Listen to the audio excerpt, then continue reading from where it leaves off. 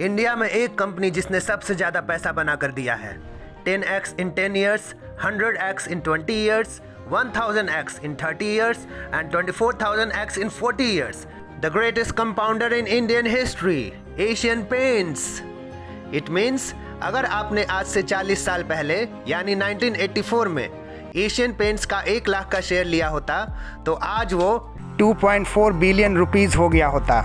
यानी अगर हम उसको हिंदी में समझें तो 2 अरब 40 करोड़ रुपए आपके हो गए होते अगर आपने 1984 में एशियन पेंट्स खरीदा होता 1 लाख रुपए का। एक क्वार्टर में रिजल्ट्स खराब आते हैं तो इसका मतलब ये नहीं कि एशियन पेंट्स अब बड़ी कंपनी नहीं रहेगी। यहाँ पर एक और बात कही जा रही है, JSW paints, Aditya Birla paints अब मार्केट में आ रहा है, उनसे भी तो कंपटीशन आ रहा है। तो मैं आपको एक चीज बताना चाहता हूँ, इंडिया में पेंट इंडस्ट्री इतनी तेजी से ग्रो कर रही है और करती रहेगी क्योंकि पर कैपिटा कंजम्पशन इंडिया का 3.5 किलोग्राम्स ही है कंपेयर टू ग्लोबल एवरेज।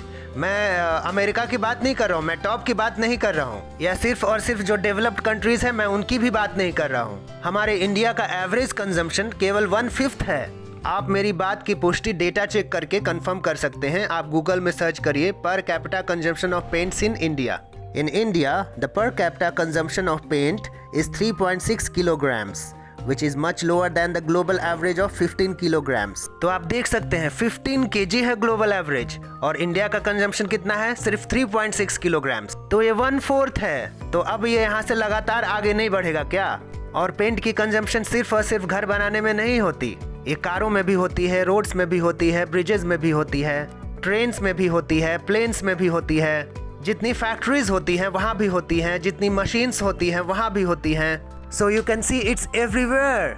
ऐसा कोई जगह है ही नहीं जहाँ पेंट्स का यूज ना होता हो। तो डेकोरेटिव पेंट्स भी होता है जो घरों में यूज होता है, इंडस्ट्रियल पेंट्स भी होता है, इसी तरह कारों का भी पेंट होता है। तो ये बहुत बड़ा बिजनेस है। जिस तरह इंडिया की पर कैपिटा इनकम बढ़ती रहेगी, पेंट्स का कंजम्पशन भी बढ़ता रहेगा, हाई राइज सोसाइटीज आती रहेंगी, महंगे महंगे फ्लैट्स, घर, ये लगातार बहुत बड़ी स्टोरी है। तो आज ये जो स्टॉक प्राइस गिरा है, आपको 2400 के लेवल पर एशियन पेंट्स मिल रहा है, तो आप इसे एक अपॉर्चुनिटी की तरह लीजिए। आप अगर एशियन पेंट्स का चार्ट देखेंगे तो 23 दिसंबर 2021 को एशियन पेंट्स ने करीब 3550 का हाई मारा था और आज आपको एशियन पेंट्स 2450 के लेवल पर मिल रहा है। तो 3 साल से स्टॉक सिर्फ कंसोलिडेट कर रहा है और आप इमीडिएट बेसिस पे 1100 पॉइंट्स का प्रॉफिट आराम से एक्सपेक्ट कर सकते हैं। अब एक एस्टिमेट लगाते हैं, एशियन पेंट्स अपने टॉप हाई से 47% के डिस्काउंट पर मिल रहा है। अब आप मेरी बात बहुत ध्यान से समझना, एशियन पेंट्स का ये लास्ट क्वार्टर का रिजल्ट बहुत खराब आया और अब इसको रिकवर होने में अगर 2 क्वार्टर्स और भी लगते हैं और वापस से ये रिकवरी आ जाए 47%, मैं कहता हूँ 1 साल में भी अगर ये रिकवरी होती है ना और वापस से ग्रोथ ट्रैक पर आ जाता है तो 1 साल में आपको सेफली 47% का रिटर्न मिल जा रहा है, तो क्या बुरा है? मैं कहता हूँ 1.5 साल रुक जाइए, 1.5 साल में आपको 47% का रिटर्न मिलना ही मिलना है। एशियन पेंट्स एक मार्केट लीडर है और वो सदा बने ही रहेगा। फॉर एग्जाम्पल, अगर ACC और अंबुजा अपना मार्केट एक्सपैंड करते हैं तो इसका मतलब ये थोड़ी कि अल्ट्राटेक बिकना ही बंद हो जाएगा। इसके ऊपर मैं आपको ये भी बताना चाहूँगा, जो एशियन पेंट्स ने अपना आउटलुक दिया है 2025 के लिए, demand conditions challenging, cautious about immediate recovery in Q3 despite good wedding season. तो यहाँ मैनेजमेंट बोल रही है immediate recovery in Q3। Q3 का मतलब क्या है? दिसंबर का क्वार्टर। उसके बाद अगर हम साथ में देखें तो मैनेजमेंट ये भी कह रहा है, adequate monsoons coupled with expected boost in government spending should aid recovery in rural demand in Q3 and Q4। बहुत अच्छी बात है। मैं कहता हूँ Q4 भी छोड़ो, नेक्स्ट ईयर के Q1 में भी आए ना, मार्च के बदले जून में भी आए ना, उसके बाद भी रिकवरी आए। रिकवरी आने में टाइम नहीं लगता है यहाँ पर। अगर आप एशियन पेंट्स का चार्ट खोल कर देखेंगे तो अब तक की सबसे बड़ी गिरावट जो 2008 में हुई थी 37% की, वो रिकवर होने में कितना टाइम लगा? सिर्फ 7 months. Per capita paint consumption India में सिर्फ 3.6 किलोग्राम्स है, ग्लोबल एवरेज 15 किलोग्राम्स का है। तो बहुत बड़ा गैप है अभी और बहुत बड़ी अपॉर्चुनिटी है हमारे पास पैसा बनाने के लिए। तो अगर आप फिर से इसको 40 साल के लिए होल्ड करेंगे तो आपका फिर से 1 लाख रुपए जो है 2.5 करोड़ बनेगा ही बनेगा।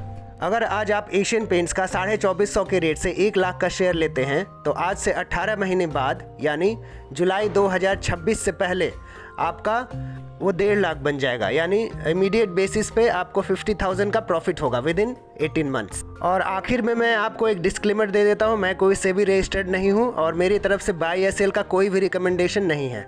तो अब आप अपने इंटेलेक्ट के हिसाब से ही डिसीजन लीजिएगा। मैंने आपको हर एग्जाम्पल बताकर ये घोषित कर दिया है कि यहाँ पर पैसा बनना ही बनना है। मेरा आपको एडवाइस है कि आप एशियन पेंट्स के बारे में और डिटेल से पढ़ें। ये कहाँ कहाँ प्लांट्स लगा रहे हैं, कितने प्लांट्स लगा रहे हैं, सारी चीज़ें खुद से डिटेल्स में पढ़ें और फिर अपना इन्वेस्टमेंट करें।